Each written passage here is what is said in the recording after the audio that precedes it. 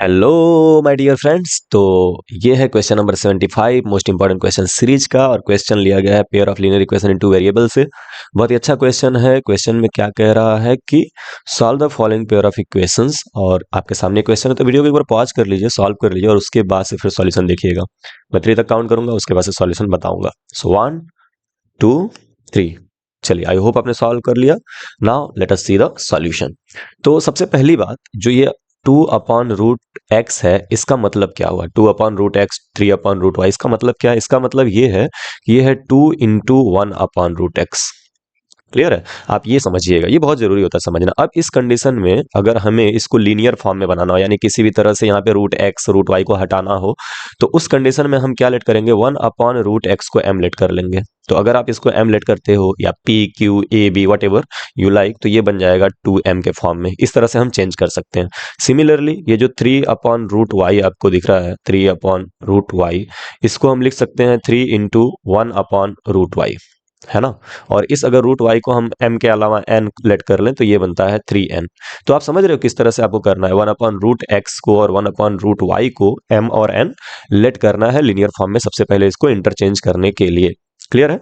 तो सबसे पहले काम हम यही करेंगे, हम सबसे पहले लेट करेंगे कि लेट 1/√x इज m, इसको m लेट कर लिया जाए, and 1/√y is equal to n, ये हमने लेट कर लिया। ठीक है? तो इससे फायदा क्या होगा? पहला जो इक्वेशन हमको मिलेगा, ये मिलेगा 2m। ठीक है? 1/√x की जगह पे m हो गया, तो 2m प्लस 3n, और ये इक्वल टू हो जाएगा 2। इसको कर लेंगे क्वेश्चन नंबर 1। और यहां पर देखिए ये बन जाएगा 4, ये वाला 4m minus 9n is equal to -1। ये हो गया इक्वेशन नंबर सेकंड। ठीक है? तो हमारे पास दो इक्वेशन हो गए, इक्वेशन नंबर 1 और इक्वेशन नंबर 2। अब हम इसको सॉल्व कर सकते हैं बहुत ही आराम से।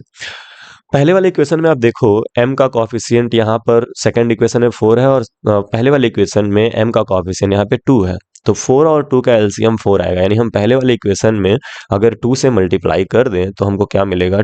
हम करेंगे 2 इंटू 1, यानी 2 में इक्वेशन नंबर 1 का मल्टीप्लाई करेंगे, या इक्वेशन 1 में 2 का मल्टीप्लाई करेंगे। तो चलिए मल्टीप्लाई करिए, तो 2 लिखेगा, और 2 लिखने के बाद से पूरा का पूरा इक्वेशन नंबर 1 लिख दीजिए, तो ये हो जाएगा 2m plus 3n is equal to 2। Now just multiply this 2 in the equation, तो ये 2 का मल्टीप्लाई जब 2 में होगा तो 2 2 jar 4m, and plus 2 into 3 6n, और ये इक्वल टू 2 2 जार 4। ये हो गया इक्वेशन नंबर 3। इससे फायदा क्या हुआ? 2 से मल्टीप्लाई करने पर जो m का कोएफिशिएंट यहाँ पर था 2, वो अब बन गया 4। ठीक है? अब हम 2 और 3 पे फोकस करेंगे, पहला वाली इक्वेशन का काम यहाँ पे खत्म हो गया। अब 4m और 4m सेम सेम है ना, तो 4m और 4m सेम सेम है, उनका साइन भी सेम सेम है, तो हम 3 माइनस 2 कर सकते हैं। तो हम यहाँ पे करेंगे इक्वेशन नंबर 3 माइनस 2। तो जब 3 में से आप 2 माइनस करो, तो जरा लिखो 4m, 3 को लिखो, ये हो जाएगा 4m plus 6n is equal to 4। ये हो गया आपका इक्वेशन नंबर 3। और इक्वेशन नंबर 2 क्या हुआ? 4m minus 9n is equal to -1। अब इसको आप सब्ट्रैक्ट कर दीजिए, तो जब सब्ट्रैक्ट करेंगे तो ये माइनस हो जाएगा, ये माइनस माइनस प्लस हो जाएगा, और ये माइनस माइनस प्लस हो जाएगा। समझ रहे हो आप? सब्ट्रैक्शन के केस में सबका साइन चेंज हो जाता है, और फिर हम ऑपरेट करते हैं। नाउ 4m और 4m, एक पॉजिटिव एक नेगेटिव, तो क्या होगा? 4m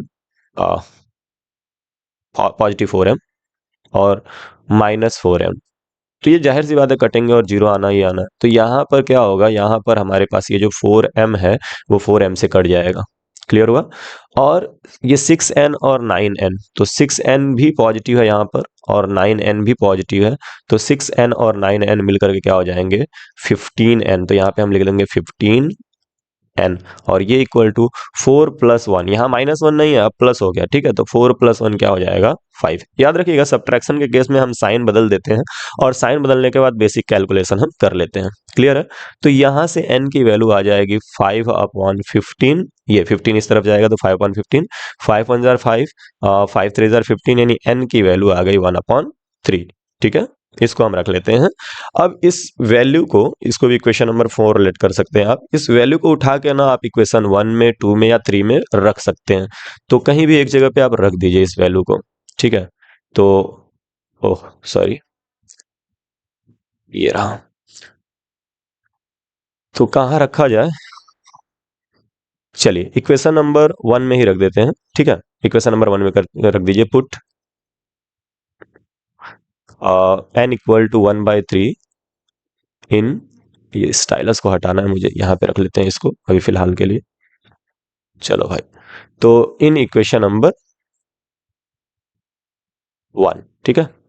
1 में पुट करिए, तो जब 1 में पुट करेंगे तो ध्यान से देखिएगा, ये हो जाएगा 2m, ठीक है, और प्लस ये 3n के जगह पे हो जाएगा 1/3, सही है ना। देखो 2m प्लस 3n, तो 3 की जगह क्या हो जाएगा, 3n की जगह पे 1/3, और ये इक्वल टू 2, 3 से 3 कट जाएगा, और ये हो गया 2m plus 1 is equal to 2, और यहाँ से 2m इज इक्वल टू हो जाएगा 2 माइनस 1, यानी कि 2m इज इक्वल टू हो गया 1, और m इज इक्वल टू हो गया 1/2। ये हो गया इक्वेशन नंबर 5। तो आप देख सकते हो इक्वेशन नंबर 4 और इक्वेशन नंबर 5 हमको दो इक्वेशंस मिल रहे हैं, जहां n की वैल्यू 1/3 आ गई और m की वैल्यू 1/2 आ गई। अब मैं इस तरफ ये वाला थोड़ा सा पोर्शन इरेज करूंगा, क्योंकि मुझे m और n चाहिए था, जो कि निकल चुका है, मेरा लगभग 90% वर्क हो चुका है। अब यहाँ से मैं इरेज कर लेता हूँ और आगे का प्रोसीडिंग देखेंगे हम लोग, ठीक है।